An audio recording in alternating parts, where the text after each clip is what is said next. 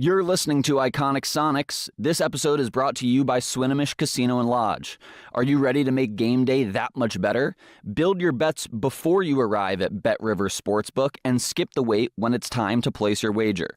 Whether you're locking in a long shot futures bet or crafting a same game parlay masterpiece, Bet Rivers lets you do it all from their portal. Then just swing by, see a sportsbook writer, and catch the action even faster. Assemble singles, parlays, and many more different types of bets, and once it's perfect, you're just a few taps away from winning. Make sure you head over to their website to check it out, and be sure to visit Swinomish Casino and Lodge in person. Play responsibly. Gambling problem? Call 1-800-547-6133. Let me kick this off real quick. Brett Goldberg, most of you guys probably know who I am. Again, thank you to the Edgewater. I was told to say this is Seattle's only over-the-water hotel. Thank you to the 6-7 Lounge for hosting us as well. Noble House, same to you guys. We've got amazing partners, and we have over the last 5 years of this portion of the journey of the Sonics return. Those include Converge Media and Omari Salisbury, Rise Above, Brad, Jackie, and others there, Epic Seats, Simply Seattle. We had great eats last night at the Queen Anne Beer Hall. If you guys don't know, Queen Anne Beer Hall is expanding. Well, they were the beer hall, and then they were Moss Bay, and now they're going to have a new spot on Accidental across from the baseball team this year. Swinomish Casino and Lodge. Shawn is going to be up at the Swinomish Casino and Lodge on March 14th. So if Anacortes is your jam, go make sure that you hang out there at that beautiful facility and see Shawn that night. And then we've got an amazing internal team, including Trevor Bond. Joe Roy is here with us today. Omari is here from Converge, Emily Cotterman, Enzo Sung, and my guy, Danny Ball, who we've been working with for a couple of years, who hosts our short form Three Things and occasionally conversations like this. Hi, Danny. Hello. Is your mic on? Is your mic on? Is now on. There we go. We're going to get into this in some more serious ways. With these two, there's a lot to cover. We could get into a bunch of stuff, but we want to make it light and we want to make it fun to start. So, Danny, kick this. Let's start off with some icebreakers. We'll keep it very easy. We'll go Vin first. Shawn, you follow it up. Simple this or that's. First one-handed dunk or two-handed dunk? Two hands. One hand. We're off to a great start. All right. Gary's trash talk or Nate's leadership? Gary's trash talk.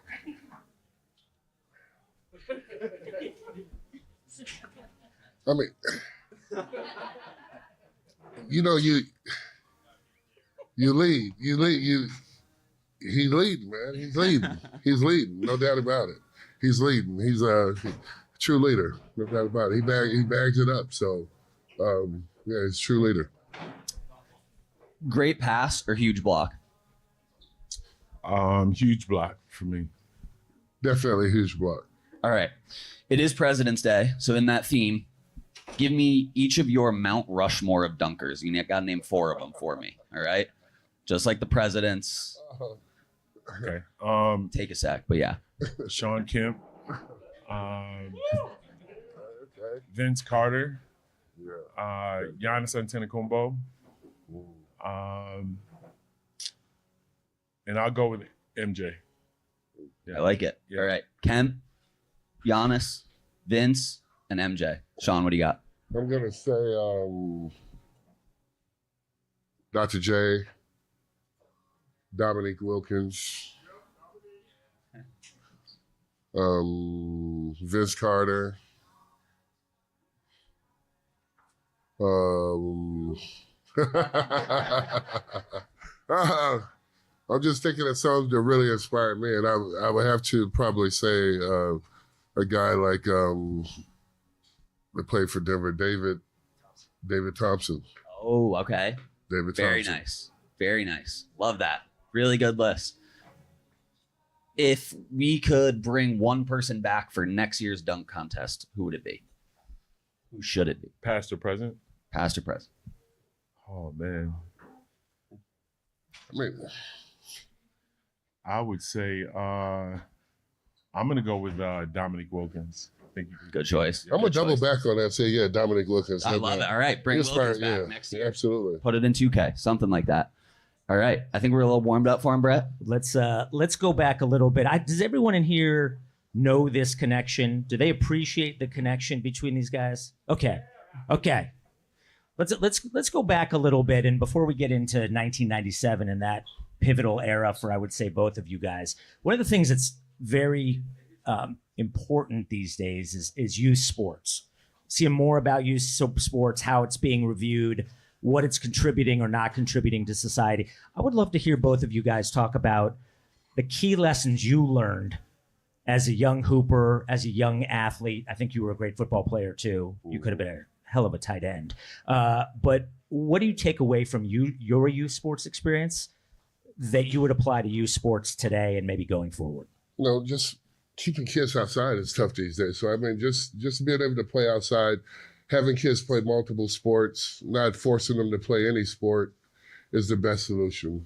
I was a kid who grew up and I was never forced to play basketball or any sport. My family wasn't really into sports to that fact. And, it all came just from me wanting to learn more about sports and compete with people. So I think when your mind is open, the competition inside of you can come out in so many different ways, but it has to come out of you, yourself. It has to come naturally. But when it's forced to come out of you, sometimes it doesn't come out. Yeah, that's a great answer by Shawn. I think growing up, the passion for the game and loving the game is a bit lost today. I think with AAU, the NIL, the NIL is forcing kids to become businessmen at 10, 11, and 12 to take the game as a business. And so the passion of the game, enjoying the game, just drop a kid off at the park and let him shoot and play and dribble. That's how I learned the game. There was, as Shawn alluded to, there was no pressure on me to become an all-star, an NBA player. It was just, I love to play, I love to compete. And so I think talking to the youth and talking to families that have kids that are interested in sport is just let them be kids and let them enjoy the game. It's already hard enough that they're distracted with social media and all the other stuff on the internet. So just get kids back to give them the opportunity to be kids again. Yeah, I mean, like the last time, I'll tell you guys this, the last time that I really had fun playing basketball was 8th grade.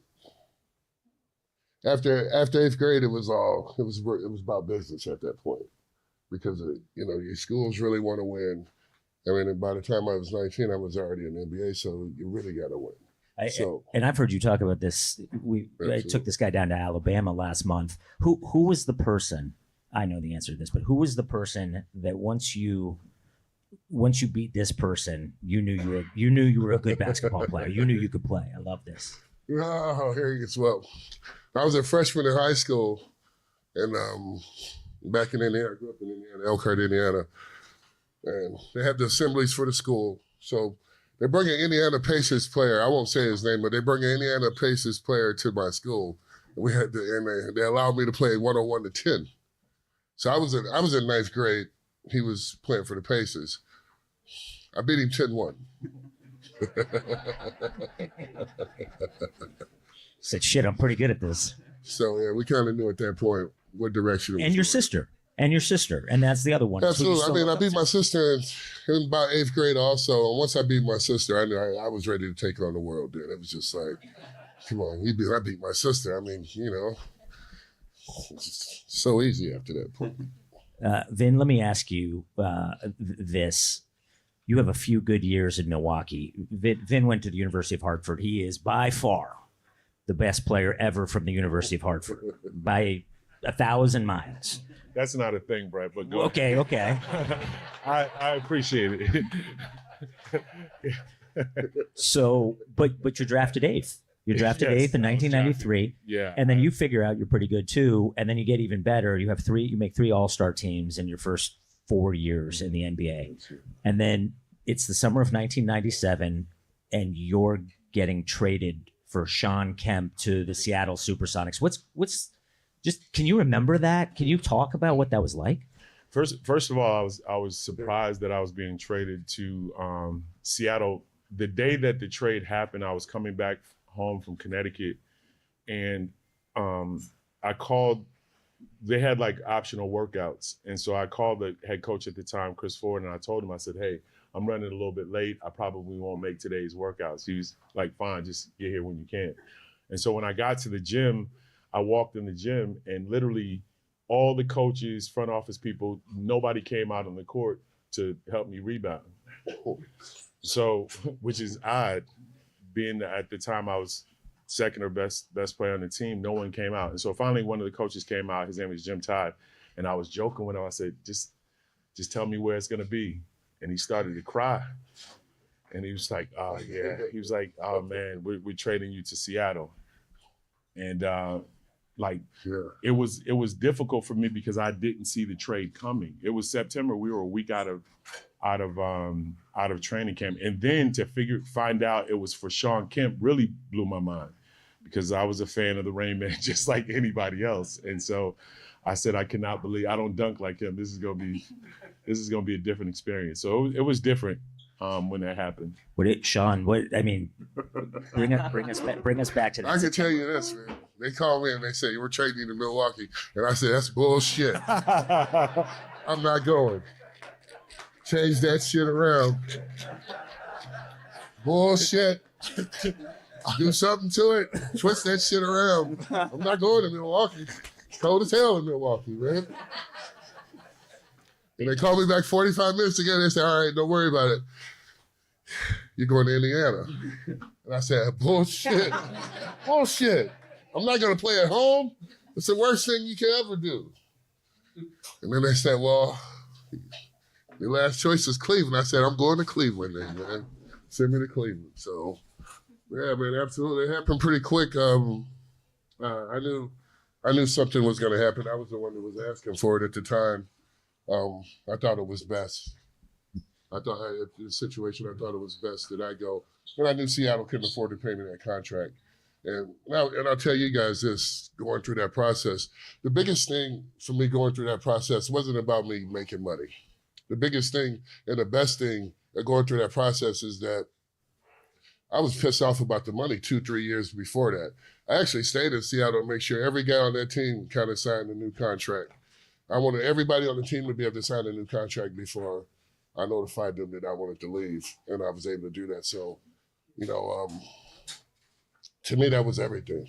You play with these guys and you want to see them do well for the rest of their lives, and I surely was one of those guys who stuck up for a lot of guys when it came to contract time, but I definitely knew that Seattle couldn't afford me. Vin, do you remember the first time when you were playing up here? You had a great first year up here. You were an all-star the first year you were up here. Do you remember then playing against Shawn in that environment? You're with the Sonics, he's with the Cavs. Cool. You know him probably, it sounds like, but don't really know him. You had looked up to him. You've got a lot of pressure on you. Do you remember that experience? Stop for a second. Okay. It goes back a little bit further than that. It started when he came into the league. He was a young buck. And then he looked at me and he was like, he was wiping. He came at me pretty good, man, on the court. Yeah, he was trying to test me to the waters a little bit, and he played well. I mean, Vin, those first 3 years that Vin played in Milwaukee was awesome. I was a fan of his, and I watched it from a distance. I thought he played great. Seriously, I watched him play in college. I told him this. I watched him play in college. So by the time that he was in Milwaukee and made those 3 All-Star appearances, yeah, I knew that he was all-world talent and an all-world game. So when we played Cleveland, so I believe the first game was at Cleveland. Yeah, it was. Yeah. And so I remember in shoot around, I rarely lost sleep before games. And I wasn't friends with Shawn at all. And Shawn always looked mean to me. I'm like, he looks mean. I don't know how this is gonna go. And I'm imagining he's not happy right now playing the Sonics. But I remember in shoot around, I never forget this. Dwayne Casey, one of the assistant coaches at the time he was like, "Jim, you're gonna take Shawn." And I was like, "Nah, like Casey, he's my position. I got him." He was like, "Nah, we want to save your fouls." I said, "Okay, cool." I'd never argue with him at all. But it was exciting playing against Shawn at Cleveland because, you know, it was on the road. But playing here in Seattle was a lot of mixed emotions, I'm imagining, for him. You know, we were playing well at the time, so it was kind of a proving ground for me.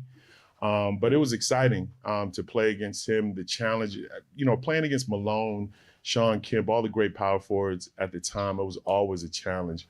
But this obviously had a different flair to it. Shawn Kemp coming back to Seattle. Listen, I went to the bullshit team. Vin took my spot, was playing for the good team. They were kicking butt all up and down the court. And he's looking at me like, yeah, this used to be you. The whole time. The whole game he was doing. I'm doing exactly what you used to do.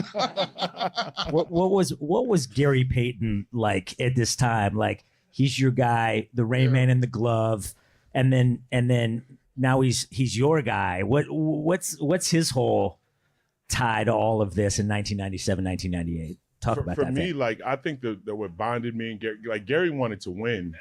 Like, that's what bonded us quickly, is that we really didn't, the first year, we really didn't take a step back in the seedings. At one point, we had the best record in the NBA. Yeah. And so that's what made Gary and I become close, is Gary is a winner and he wanted to win. And I don't think it would have been any different. I think it would have been different if we weren't winners that first year. But I mean, he was Shawn's brother, and then he, you know, I stole him as well.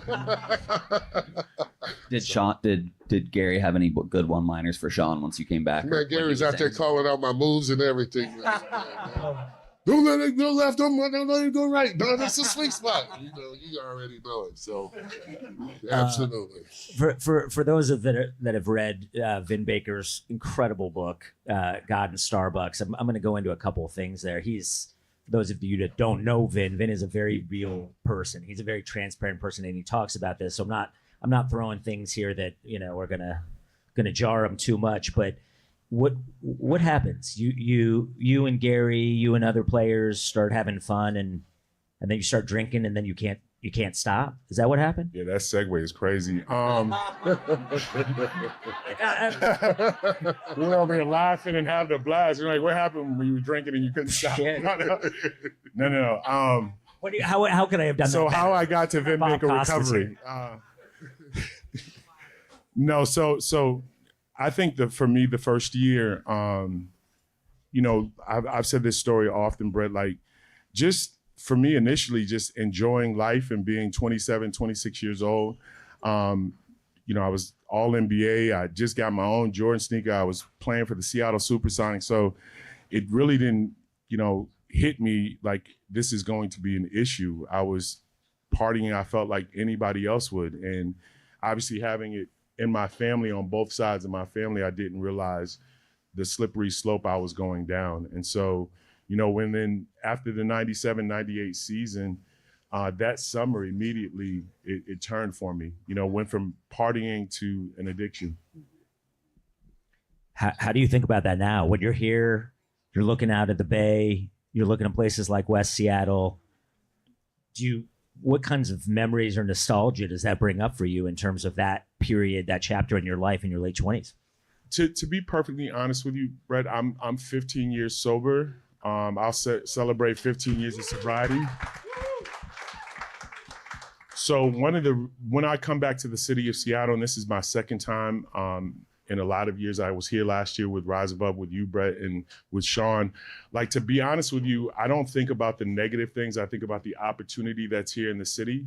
I've come back with a sober life and an opportunity and a testimony where I could help save some lives. To me, it's bigger than basketball. I know we're talking about basketball here tonight, but I've came armed with this city. I want to give back what I've gotten, and that's a sober life. You know, and things have changed for me. And this is the city where it all happened. And in some ways, I feel it's a responsibility of mine to come back, like I've done in Milwaukee, and give back to the city of Seattle. Let me ask one more heavy loaded question, and then I'm going to kick it back to Danny for some lighter shit. Both of you, there are people that say, there's a reporter here today who says that if you think about sort of a sequence of events, it was that trade in the summer of '97 that was one of the key cascading events to the Sonics leaving a decade later, which is so crazy to think about. I mean, you guys are on top of the mountain, playing neck and neck against the Chicago Bulls, and then a decade later the team's gone. But do you guys feel when people say it was Vin's fault or it was the trade's fault or if Kemp hadn't left, how does that sit with you in terms of like a sense of responsibility or connection to that? I don't feel like it's a sense of responsibility. I think it's just unfortunate things happen around the city of Seattle with that. One thing that I've learned from that, you don't see very many other cities losing their franchises from that. So it's really been a learning lesson throughout all the sports, if you're asking me. And I think it's just very unfortunate, bad timing, man, really. And I sit back and I look at it. I think the fans are losing hope in the Sonics a little bit. So attendance was down, and it was just, somebody took advantage of the opportunity of coming in and snatching the team up. VB, any thoughts on that? Yeah, no, I don't feel responsible for the Sonics leaving Seattle. Just to be clear on that, like, I don't. There's a lot of things that happened after I left and after Shawn left. I think if you look historically, that was one of the things in Seattle's history that was something that people look back and say, "Gosh, we shouldn't have made that trade." But ultimately, I don't feel responsible. I wouldn't be back here in the city. At this city, I have a lot of great memories in this city that will not be taken away. And I plan on doing a lot of wonderful things in the community. So I'm excited to be back here. I get the basketball side, but I've evolved from that. Shawn has evolved from that. And I think we can do great things. That's why we're here together, is to do great things moving forward for the city of Seattle. Yeah, great segment. So before we go to some of those events in the current day and what will be in the next few years, Danny, take it back a little bit in terms of these guys' connection to the NBA or basketball in general right now. Yeah, I mean, a lot of athletes, once they retire, talk about the competitive fire that's still within them. And how do you do that? I guess a two-part question. When you look to the league now, who do you see a similar fire to yourself in? And what do you do with that fire once you're not playing anymore? Man, that's a great question. I mean, I'll tell you guys this, it took me a decade to cut that fire out. I mean, seriously, you get so used to these battles that you're going through. You get so used to taking these poundings. And it took years for me sometimes I used to tell my wife, just hit me. I'm so used to getting fouled and hit, scratched up and so much. It's like, well, she shrugged, like, smacked me one time. So you get used to it. It's like, I've been smacked in a few months. So you get used to all these unorthodox things that's part of your life you do, man.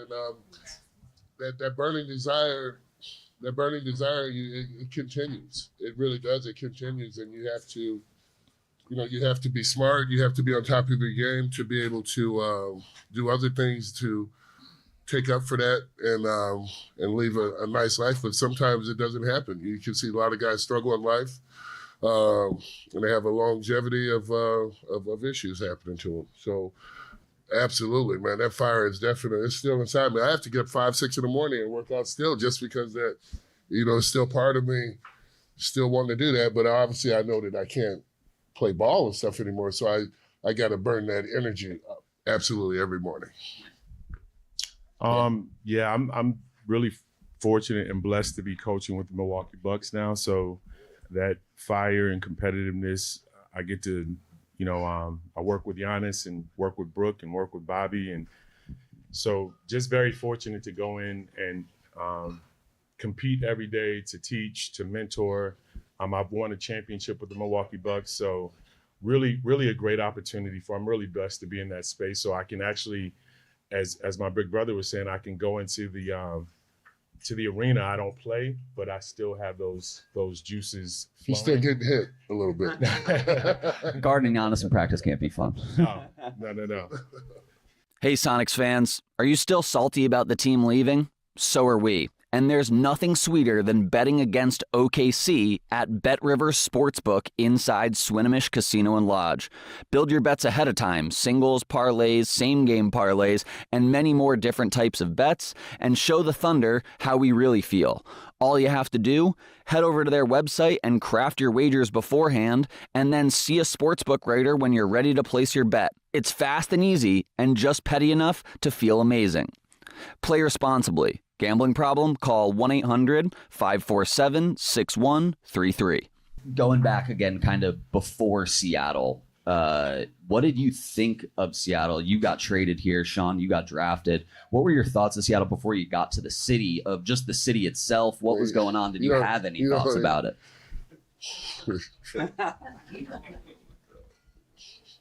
Listen, I left college.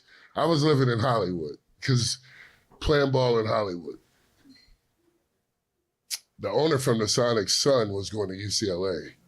He snuck inside the gym and he used to watch me and Magic Johnson work out in the morning at UCLA.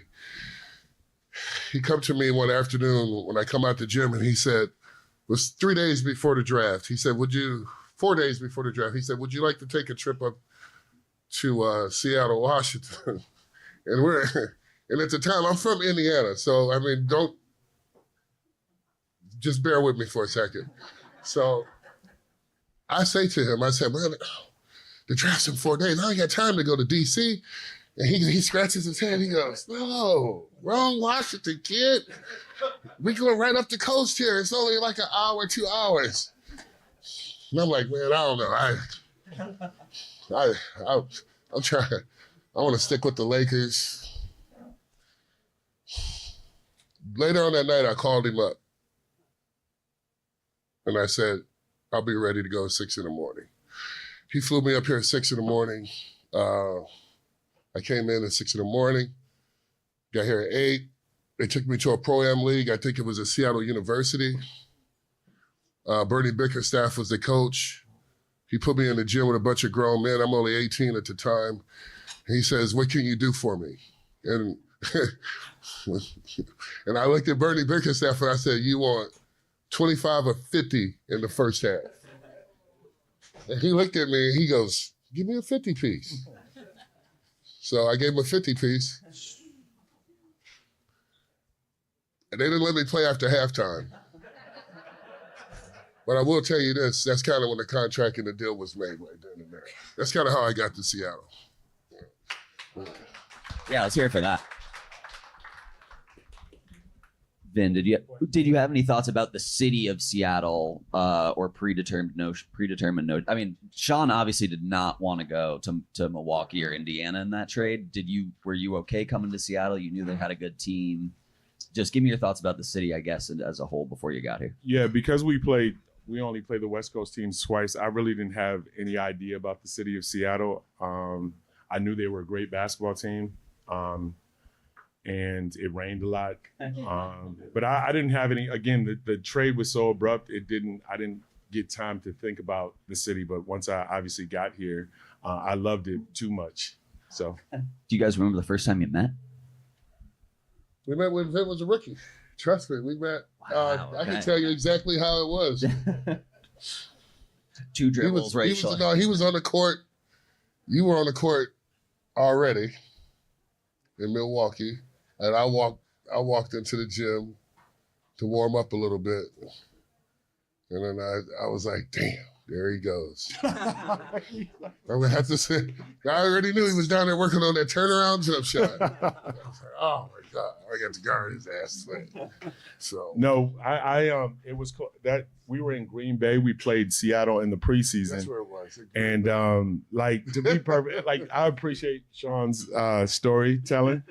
But this is Shawn Kemp, man, and I was terrified, and I was a rookie. People ask me often, like, who was the greatest power forwards I played against? Obviously, I get that question a lot. And if you, go to videos or any interviews, I always say Shawn Kemp was the toughest power forward to play against because of his skill level, his tenacity, and his unpredictability. Like, you knew with Malone, you get pick and roll, side pick, but with Shawn, you just never knew what was going to happen. And I figured out once I became a player for the Sonics, Chase, like, because I took all of his plays, so I knew exactly. You heard that? Chase was just the license to run full court and just post up in the middle, and he did that. That was the name of the play. Was Chase. Got it. Yeah, just get okay. Yeah, so it was the license for the big Shawn and myself just to run full court and just follow the ball, and I'm like, and he was a monster at it. So. I appreciate him telling the stories the way he's telling them, but Shawn Kemp, in my humble opinion, is the toughest power forward I ever played against. Yeah, put your hands together for that. Vin, you're obviously with the Bucks, makes it a little bit of a slippery slope here, but current guys in the league right now, I know you're going to say Giannis. Is there anybody else? Or I guess we can look younger into college, but just guys that are playing the game right now that you're excited about. And obviously, we'll kind of leave it there and leave it open for you guys to talk about, but would love to hear your take on that. The players that I'm excited about in the league? Excited about in the league, coming into the league, etc. So Giannis, Dame, Bobby, Brooke, Kyle, Pat, NBA.com/Bucks roster. Got it. No, but Shawn and I were talking about this earlier today. I think like watching, I got a chance to watch last year Giannis versus Victor Wembanyama in San Antonio. I can't believe they were paying me to watch this. It was next level. Just to watch Victor Wembanyama, if he stays healthy, this is something we've never seen before. So Victor Wembanyama and Anthony Edwards, but really the Bucks. There you go. That's fair. Like I said, we knew where that one was going. That's Danny, fine. ask that question to Shawn. Yeah, Shawn, give me. Yeah, what do you got? I mean, I watched the whole league, and when John Morant is probably my favorite to watch, but I also I'm a big Luka fan. I love watching LeBron play still. Kyrie, a lot of the guys, man. I really do. I enjoy watching a lot of the guys play in the NBA. The NBA, the game is still going at a strong pace. I don't always like all the three-pointers, but definitely I like the way the game is going. That's still fun for me to watch.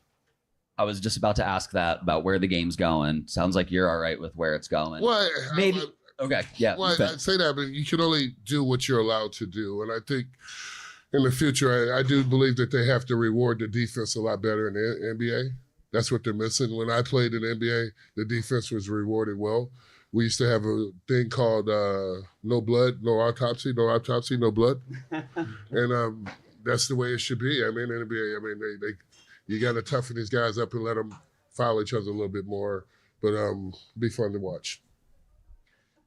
Same kind of question. We're fresh off All-Star Game weekend, a place you guys have both been multiple times before. What do we need to do? You go back and look at the footage from the 80s and 90s, and you guys played hard. It obviously is kind of, is it worth saving? Should it just be a patch on your jacket? What do we got to do for the All-Star Game to get it competitive again? And do you have thoughts there? Well, I was guilty of taking the All-Star Game too serious. I actually used to go to the All-Star Game, and I was trying to block everybody's shot that came inside the get some get back. I'm serious. I'm in there. I was lacing it up, and I was getting in these guys' butts out there in the All-Star Game, because that's the way it should be. You're having fun. You want to entertain the fans, and you just want to challenge these guys and send a little message to them. I don't necessarily see that in today's game, but what I would love to see is them up the stakes of the money up at the All-Star Game, and for these guys to be able to play for it, and then also donate the money to charity. So I think, love it. You watch these dunk contests, you want to get the top players out there, give them $1 million and let them donate half the money to charity to wherever city they're from. And then you'll start getting some of these bigger players to come out and do things of that nature. So I think the NBA needs to lighten up and have a little fun with the contest, with the All-Star Game. And, that's the way I see it in my vision. I'll be honest with you, I don't know if you can necessarily fix the All-Star Game currently constructed. The money is extraordinary. Players do not want to get hurt. the style of play, 3-pointers. It's going to be hard to fix. And as Shawn said, when this is no knock against the players of today, because I have to go back to work tomorrow. It's a different style. It started with Steph Curry, the Golden State Warriors, the way they play. There's no really. I watched 3 or 4 possessions last night where there was nobody in the paint, back to back to back. So, I think what Shawn said about giving money to the players. I was fortunate enough to be a part of the Cup in Vegas. We won it this year. And I can tell you inside the locker room and practices leading up to that Cup, the players took it very serious. It was almost as if they weren't getting money prior.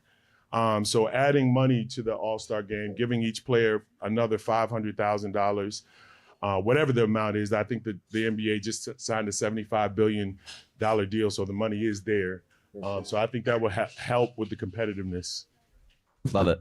Adam Silver, we got a couple guys in Seattle that want to talk to you. We're going to, in a few minutes, we're going to kick it off to the crowd to ask some questions that I'm sure you all have. But before we do that, I just want to finish with a few things relating to the present day. And Vin, I'm going to start with you. For those of you that don't know, about a year ago, I think April will be a year, Vin opened up the first Vin Baker Recovery Center, focused on health and wellness in Milwaukee, Wisconsin. Would you open up a Vin Baker Recovery Center in Seattle or the state of Washington, or multiple of them if you could? I definitely want to, and I've been in conversations and talks with a few people here to open up one. My 2 places that I wanted to open a center, IOP center, was Milwaukee, which is now open, and here in the city of Seattle. So I'm very fortunate. We have 100 patients in Milwaukee now that we're treating.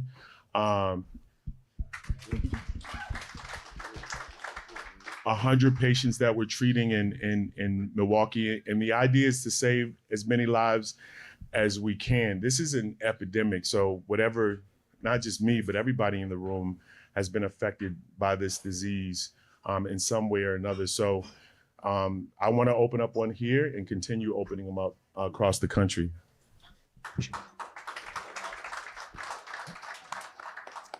Shawn, I've seen this from you now a few times. You're a community guy. I mean, at your core, you're a community person, and this is your community, and it's the community that you impact the most. What is your future like in terms of the next 5, 10, 15, 20 years, giving back to this community or other communities you care about? Just talk about your vision for yourself. Yeah, man, I'm be around. I'm gonna be definitely a part of the community. I think, to be part of the solution, you gotta be out there being part of the community. So I think that's very important, and also it's just important for me to stay busy. One of the things I like to do, I don't mind working, but I like to stay busy, keep myself focused on what I have to accomplish, keep me out of trouble too. So believe me, work has been good for me, and working with people in Seattle has been great for me also. Vin, if in a year from now or a couple years from now, someone gives you a call, I don't know, Samantha Holloway, let's just say, or someone like that, and says, Vin, we know you love it in Milwaukee. We know you've worked with Giannis and others out there, but maybe you should come to Seattle. You were determined to get me fired. This is a big hypothetical. You're determined when I got to go there tomorrow.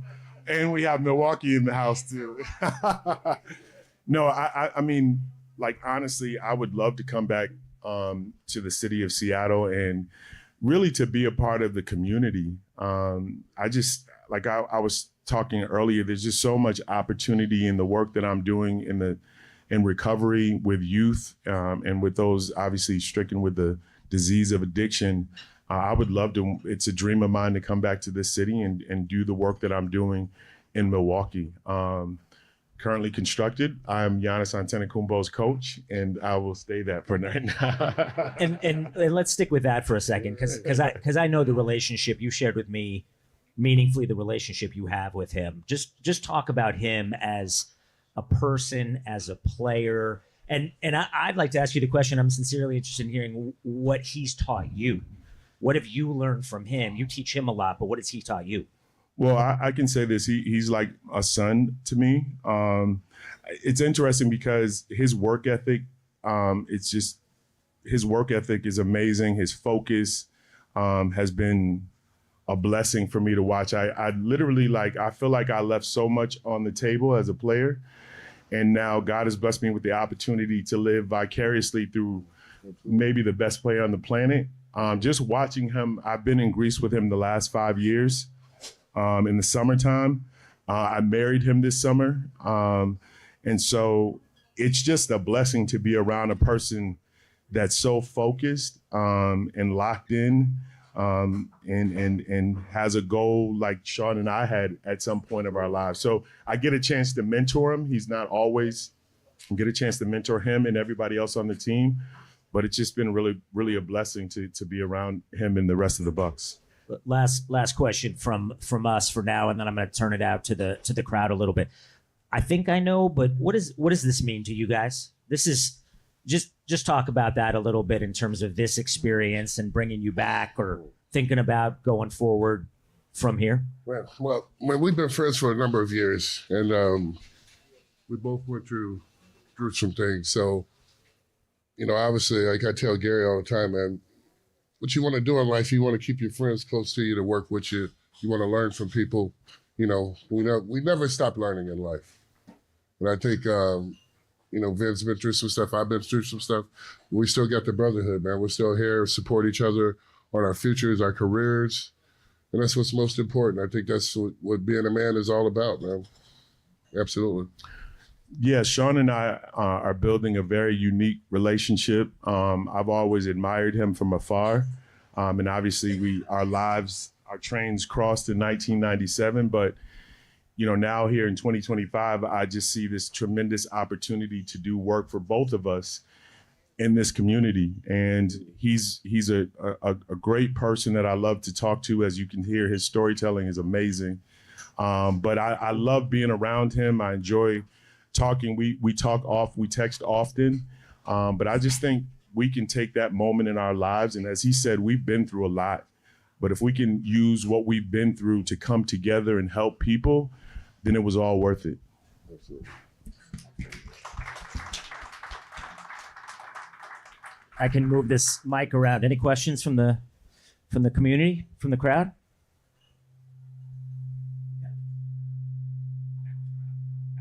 Okay.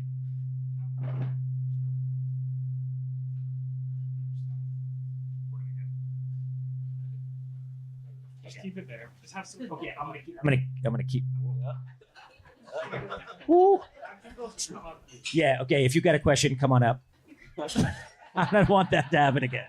I was just going to ask, are we going to get a Sonics team back in Seattle? And number two, would Shawn sign this jersey? We'll definitely do some signings and stuff afterwards, so no problem on that. Okay. What I don't know if you guys know any more than we know about the inevitable but prolonged return of the team. What do you have to say about the return of the Sonics here eventually? It's a kind of a painful question, but yeah, it's like I think people are tired of being patient, but you just got to be patient for a little bit longer. I think Seattle's done everything they have needed to do to put themselves in a position to get a team back very soon. And I think it's going to happen. I think it's going to be an announcement soon, one of these days. When, I can't exactly tell you. I have no idea, but I do believe that it's coming very soon. VB, same thing. What do you hear out in the NBA world? Everything that you tell me, B. all my information comes from you. So you are my NBA world when it comes to I sent Nate McMillan a text the other day after the Luka trade, and I said, "Whoa, how about this trade?" And he goes, "Yeah, but tell me what's going on with the Sonics." I was like, "Okay, all right, that sounds good." Any other questions? Yes. Legends, thank you for taking time on a President's Day. Welcome. And I'm from New York, and I'm visiting on a business tour with my friend Brianna here. So my son plays, he's 17. The one thing I want to know, if you both are playing now in this generation to win an NBA title, what would you do differently than when you are on the top of the career?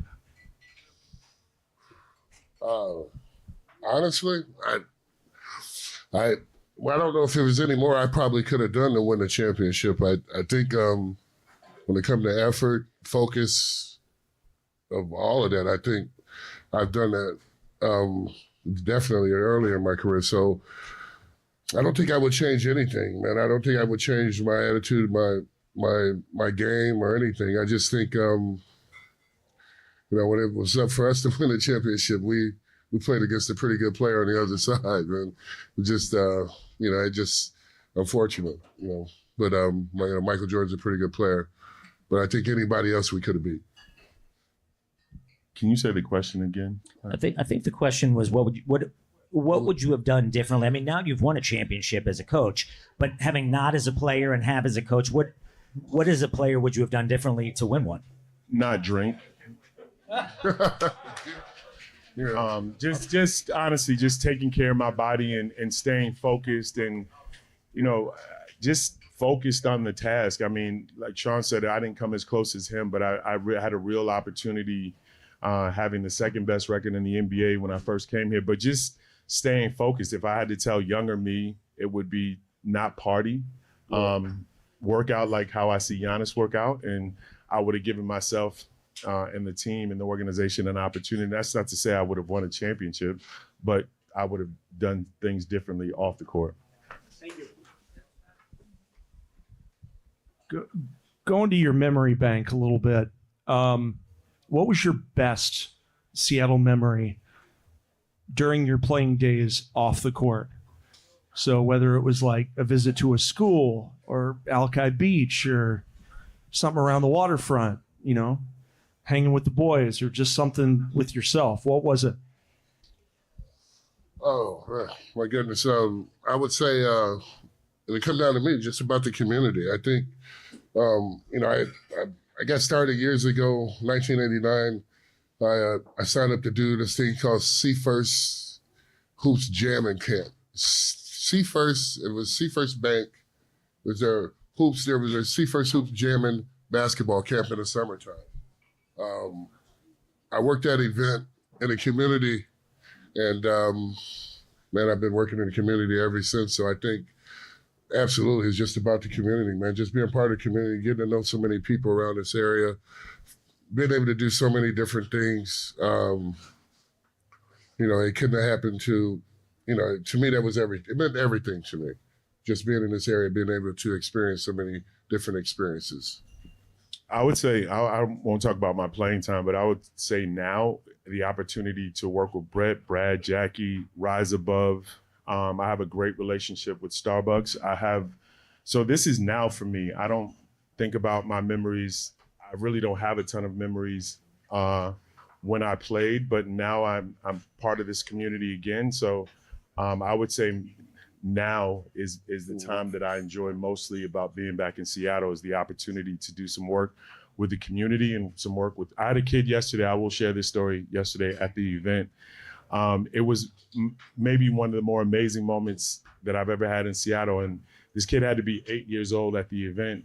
And he walked up to me and he said, I love you, Vin Baker. And I watched your videos. And it literally was one of the best moments ever. And he ran off and got water, and he moved my life.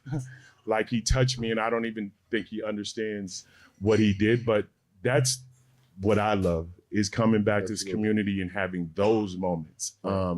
This moment is great with my big brother and having you guys here, but those are the moments I'm going to cherish moving forward, having impact on our young people's lives. I don't think we can say it any better than that. How about a round of applause?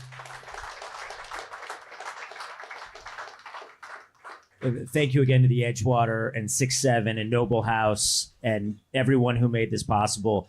This is a really special occasion. This is really cool to see two people who, as you said, Vin, earlier, your trains crossed in 1997, and then 28 years later, you're sitting here like this, thinking about all that's been, some good, some bad, but you're connected in a deep way, and you're connected about doing good.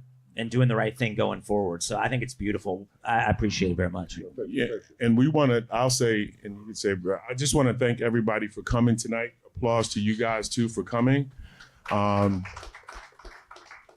listening to me and Shawn. Like, this is the first time we've ever been in a venue. Not our last time, but thank you guys for taking the time and supporting us and making us feel relevant again.